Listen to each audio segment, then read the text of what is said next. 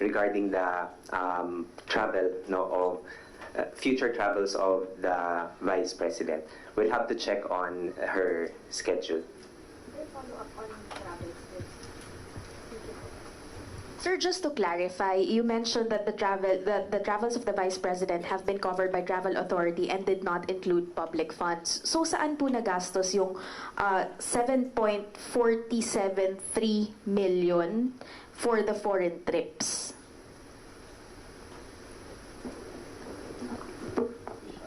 The 7.47 million was utilized for the security personnel of the OVP and including the close-in or the civilian personnel. Tama po ba na so far, every time na magta-travel si VP Sara abroad, ang covered niya po is her personal expenses as well as her family's expenses. But as for her security, that's still under taxpayers' money? Under the OVP fund. Under the OVP fund. Thank you, sir. Okay, we have follow-up from Rappler. This is still about the budget. Yeah. Hi po, I am Bons Magsambal from Rappler. Sir, I saw sa presentation kanina that the Pagbabago campaign will be allotted 100 million. So will 2026 Pagbabago campaign still include ang Kaibigan book by VP Sara, and how much budget is allocated for this?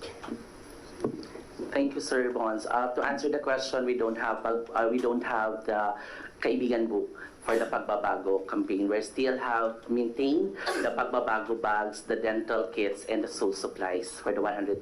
And that would bring around 200,000 bags for the 10 satellite offices all across the country. Sir, what triggered po yung removal ng ang Kaibigan book doon sa Pagbabago bags, of course, which has been criticized in the previous years?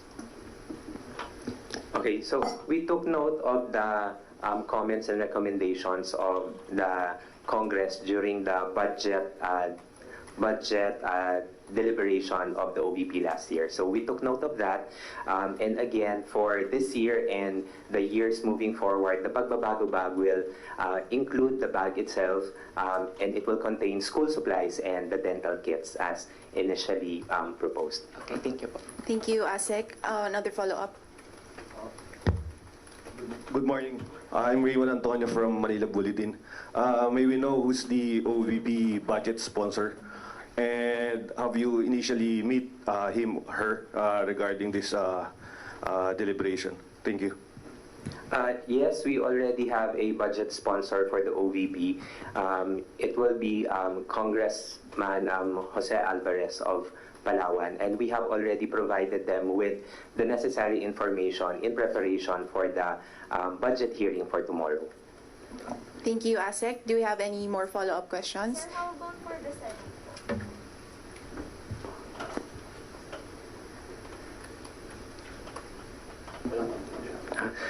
We are yet to receive confirmation coming from the Senate, but then again, we are already preparing for the submission of the necessary documents for the Senate budget hearing. Okay, thank you, Asek. Kat, for follow-up, please. Sir, you mentioned there was a dip in the request or the amount of travel expenses or travel allocation for 2026. What was the wisdom behind that decision to lower that allocation for next year? Usually, it's the absorptive capacity of an agency. It's a standard protocol for all the agencies. I think the DBM applies the same for other agencies. Sir, just to clarify, is it not because it's an election year this year and it's not an election year next year? Actually, we consider the election year in crafting the budget, but for this specific item, no. Okay, thank you. Next question. Hello, I'm Andrew from Bloomberg.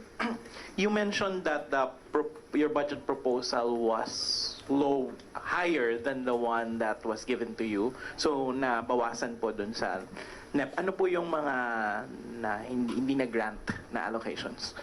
There is an ISSP, or the Information System Strategic Plan. Portion of those proposals were not included in or were not considered in the NEP.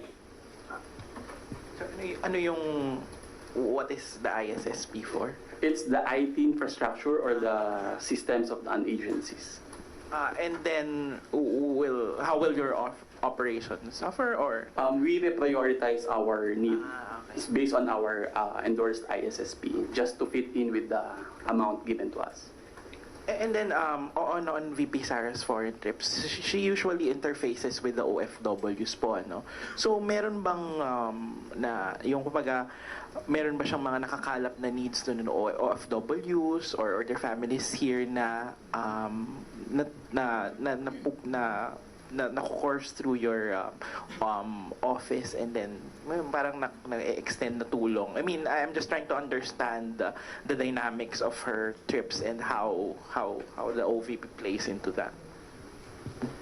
Okay, in relation to the foreign trips of the VP, no, yes, we do acknowledge the presence ng mga OFWs natin no, outside of the country, and we also take note of their concerns and their issues na they are raising whenever they meet the Vice President, because we also understand that kahit wala sila dito sa loob ng Pilipinas, they are still Filipinos, and we still recognize the issues and concerns that they are raising. Thank you, Asik. And then for our last question.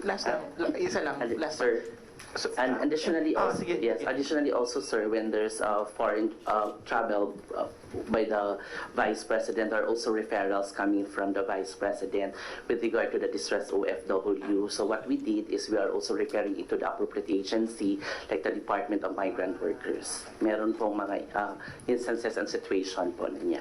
Thank you, Director Norman. Yes, sir, last question. Good morning, Ron Calonson, sir, sa Kyoto News. Sir, with your indulgence, sir, about the Japan trip ni Vice President, kasi she herself said it in The Hague. Just want to make sure kung both Nagoya and Tokyo trips yung pupuntahan niya, sir, or? Sir, unfortunately, sir, I do not have detailed information on the trip of the VP to Japan. So I'm sorry I cannot provide information. Thank you. I'm sorry, that concludes our press conference. Everyone, thank you so much for coming today. Meron po tayong pagkain and information you can ask po Sir JC, our Media Relations Officer. Thank you, everyone. Thank you to our directors and chiefs. Thank you.